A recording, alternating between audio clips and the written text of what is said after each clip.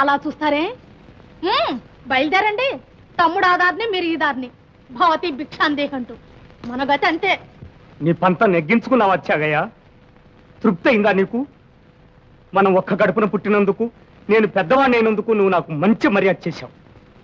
నువ్వేదో కుటుంబాన్ని ఉద్ధరిస్తావని ఆశించినందుకు తగిన బుద్ధి చెప్పావు. ఇక చాలయ్యా చాలు.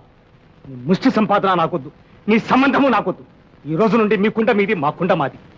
వద్దన్నయ్యా, తండ్రి తర్వాత అన్నైనా తండ్రి అయినా మీరే అనుకుంటున్నాని మిమ్మల్ని నేను అవమానిస్తానా? ఈ ధన పిశాచానికి లోపడి మనం విడిపోవద్దన్నయ్యా. ధనం లేకుండా ఇంతకాలం సుఖంగా జీవించలేదా?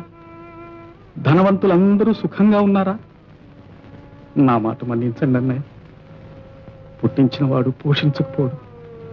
మన రెండు జీవితాలు ఇట్లాగే వెళ్ళిపోనివ్వండి. చాలు. నీ వినయ వేదాంతాలు